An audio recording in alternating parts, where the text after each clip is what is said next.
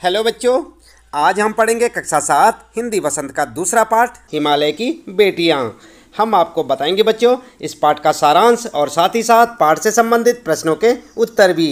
तो चलिए शुरू करते हैं। सबसे पहले पढ़ लेते हैं पाठ का सारांश। यह पाठ लेखक नागार्जुन ने लिखा है, जिसमें उन्होंने हिमालय और उससे निकलने वाली नदियों के बारे में बताया है। हिमालय से बहने वाली गंगा, यमुना, सतलुज आदि नदियाँ दूर से लेखक को शांत, गंभीर दिखाई देती थी। लेखक के मन में इनके प्रति श्रद्धा के भाव थे। जब लेखक ने इन नदियों को हिमालय के कंधे पर चढ़कर देखा तो उन्हें लगा कि ये तो काफ़ी पतली हैं, जो समतल मैदानों में विशाल दिखाई देती हैं। लेखक को हिमालय की इन बेटियों की बाल लीलाओं को देखकर आश्चर्य होता है। हिमालय की इन बेटियों का न जाने कौन सा लक्ष्य है जो इस प्रकार से बेचैन होकर बह रही हैं।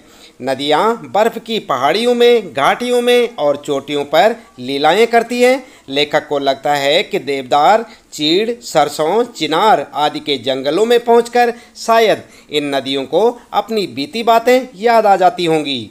आगे लेखक कहता है, सिंधु और ब्रह्मपुत्र दो महानदियाँ हिमालय से निकलकर समुद्र में मिल जाती हैं। हिमालय को ससुर और समुद्र को उसका दामाद कहने में भी लेखक को कोई झिझक नहीं होती। कालिदास के यक्ष ने अपने मेघदूत से कहा था कि बेतवा नदी को प्रेम का विनिमय देते जाना, जिससे पता चलता है कि कालिदास जैसे महान कवि को भी नदियों का सजीव रूप पसंद था। काका कालेलकर ने भी नदियों को लोक माता कहा है, लेकिन लेखक इन्हें माता से पहले बेटियों के रूप में देखते हैं।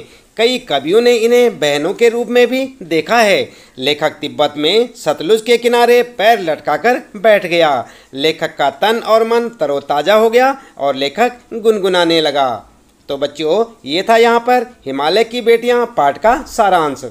उम्मीद है कि आपको अच्छे से समझ आया होगा। आप चाहें तो सारांश को अपनी नोटबुक में भी नोट कर सकते हैं। चलिए इसके बाद जान लेते हैं इस पाठ से संबंधित प्रश्नों के उत्तर अभ्यास प्रश्न उत्तर में। और सबसे पहला प्रश्न है बच्चों यहाँ पर, नदियों को मां मानने की परंपरा हमारे यहाँ काफ़ी पुरानी है, लेकिन लेखक नागार्जुन उन्हें और किन रूपों में देखते हैं। तो उत्तर में आप लिख सकते हैं बच्चों, नदियों को मां मानने की परंपरा भारतीय संस्कृति में अत्यंत पुरानी है। नदियों को माँ का स्वरूप माना गया है। नदियाँ अपने जल से माँ के समान हमारा पालन पोषण करती हैं, हमारे खेतों को सींचती हैं। लेकिन लेखक नागार्जुन उन्हें बेटी, प्रियसी व बहन के रूपों में भी देखते हैं। ठीक है, इस प्रकार से आप अपने पहले प्रश्न का उत्तर लिख सकते हैं बच्चों। इसके बाद शुरू होता है आपका दूसरा प्रश्न, और यहाँ पर कहा है, सिंधु और ब्रह्मपुत्र की क्या विशेषताएं बताई गई हैं। उत्तर क्या लिखेंगे आप? आपने पाठ तो पढ़ लिया होगा बच्चों। उत्तर में लिख सकते हैं, सिंधु और ब्रह्मपुत्र हिमालय की दो ऐसी नदियां हैं जिन्हें ऐतिहासिकता एवं महत्व के आधार पर पुल्लिंग रूप में नद भी कहा गया है। क्या कहा गया है बच्चों? नद। इन्हीं दो नदियों में सारी नदियों का संगम भी होता है। प्राकृतिक और भौगोलिक दृष्टि से भी इनकी महत्ता है। कहा जाता है कि ये दो ऐसी नदियां हैं जो दयालु हिमालय के पिघले हुए दिल की एक एक बूंद से निर्मित हुई हैं। इनका रूप विशाल और विराट है। इनका रूप इतना लुभावना है कि सौभाग्यशाली समुद्र भी पर्वतराज हिमालय की इन दो बेटियों का हाथ थामने पर गर्व महसूस करता है। ठीक है, तो इस प्रकार से आप अपने इस दूसरे प्रश्न का उत्तर लिख सकते हैं बच्चों। इसके बाद देख लेते हैं, आइए तीसरा प्रश्न। और यहाँ पर पूछा है, काका कालेलकर ने नदियों को लोकमाता क्यों कहा है? जानते हैं आप क्यों कहा है बच्चों? चलिए देख लेते हैं उत्तर में। नदियाँ युगों युगों से मानव जीवन के लिए कल्याणकारी रही हैं। ये युगों से एक माँ की तरह हमारा भरण पोषण करती हैं। इनका जल भूमि की उर्वरा शक्ति को बढ़ाने में विशेष भूमिका निभाता है। इसलिए नदियाँ माता के समान पूजनीय, पवित्र एवं कल्याणकारी हैं। मानव नदी को दूषित करने में कोई कसर नहीं छोड़ता, परंतु इसके बावजूद भी अपार दुख, गंदगी, अवहेलना सहकर भी हमारा कल्याण उसी प्रकार करती हैं जैसे अपने नालायक पुत्र का कल्याण माँ चाहती है। अतः काका कालेलकर ने नदियों को माँ के समान विशेषताओं के कारण उन्हें लोकमाता का दर्जा दिया है। ठीक है, तो इस प्रकार से आप लिख सकते हैं बच्चों अपने तीसरे प्रश्न का उत्तर। और फिर शुरू होता है आपका चौथा प्रश्न।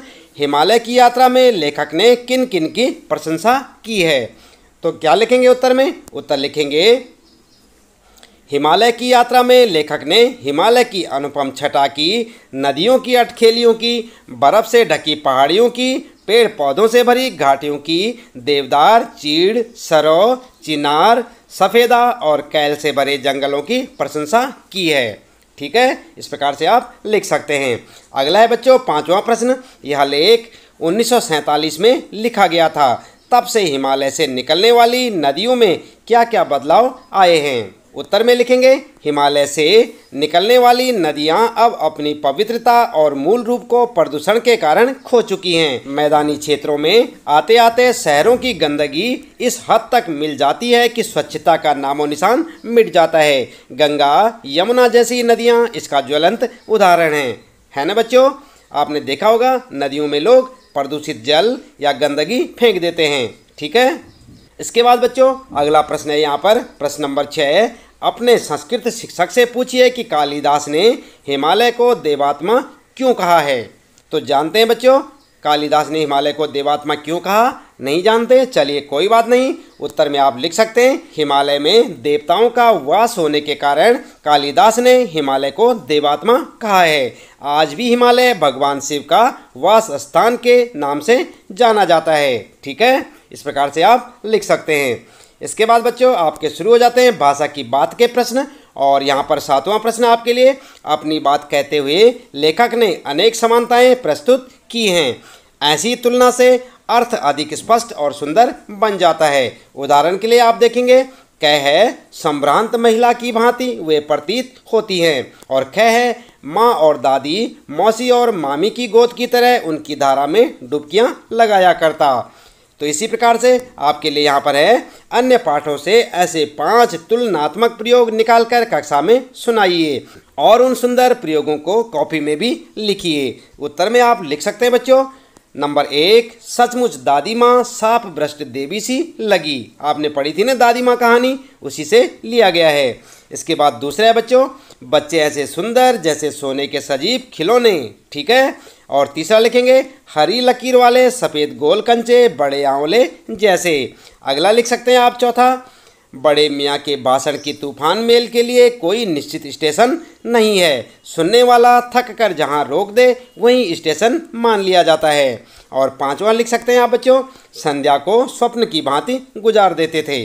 ठीक है, इस प्रकार से आप अपने इस प्रश्न का उत्तर लिख सकते हैं। अगला प्रश्न है बच्चों, निर्जीव वस्तुओं को मानव संबंधी नाम देने से निर्जीव वस्तुएं भी मानो जीवित हो उठती हैं। लेखक ने इस पाठ में कई स्थानों पर ऐसे प्रयोग किए हैं, जैसे कि आप देख सकते हैं कह है परंतु इस बार जब मैं हिमालय के कंधे पर चढ़ा तो वे कुछ और रूप में सामने था। ठीक है, और ख है काका कालेलकर ने नदियों को लोकमाता कहा है। तो इसी प्रकार से आपको लिखना है पाठ से इसी तरह के और उदाहरण ढूंढिए। तो आपने और उदाहरण ढूंढने बच्चों। उत्तर में आप किस प्रकार से लिखेंगे? उत्तर लिख सकते हैं नंबर 1, नदियां संभ्रांत महिला की भांति प्रतीत होती थी। दूसरा लिख सकते हैं जितना कि हिमालय की गोद में बच्चियां बनकर ये कैसे खेला करती हैं। तीसरा लिख सकते हैं बच्चों, हिमालय को ससुर और समुद्र को दामाद कहने में कुछ झिझक नहीं होती थी। और अगला लिख सकते हैं चौथा, बूढ़ा हिमालय अपनी इन बेटियों के लिए कितना सिर धुनता होगा। ठीक है, तो इस प्रकार से आप अपना उत्तर लिख सकते हैं बच्चों। फिर आता है आपका अगला प्रश्न, और यहाँ पर पूछा है पिछली कक्षा में आप विशेषण और उसके भेदों से परिचय प्राप्त कर चुके हैं। आपने पढ़े थे बच्चों पिछली कक्षाओं में विशेषण और उसके भेद पढ़े थे। चलिए नहीं पढ़े थे कोई बात नहीं, आपको वीडियो के नीचे डिस्क्रिप्शन बॉक्स में आप देखें, वहाँ पर विशेषण का चैप्टर आपको लिंक देखने को मिलेगा। आप उस पर क्लिक करें और वहाँ पर आपको विशेषण के बारे में पूरी जानकारी मिल जाएगी। आइए अपने प्रश्न में देखते हैं। नीचे दिए गए विशेषण और विशेष संज्ञा का मिलान कीजिए। तो आपको यहाँ पर इस प्रकार से देखने को मिलेगा बच्चों, एक तरफ लिखा है विशेषण और इधर लिखा है विशेष्य, और यहाँ पर लिखा है संभ्रांत, चंचल, समतल, और इसके नीचे लिखा है घना और फिर मूसलधार। और दूसरी तरफ देख सकते हैं बच्चों वर्षा, जंगल, महिला, और उसके नीचे नदियाँ और आंगन। तो यहाँ पर जो है अपने उत्तर में आप इस प्रकार से मिलान कर सकते हैं बच्चों। यहाँ पर मिलान करना आपने विशेषण और विशेष्य का। तो यहाँ पर लिखेंगे संभ्रांत महिला, यहाँ पर चंचल के साथ लिखेंगे नदियाँ, समतल के साथ यहाँ पर आंगन लिखें बच्चों, आंगन, और यहाँ पर लिखेंगे घना के साथ जंगल और मूसलाधार के साथ वर्षा।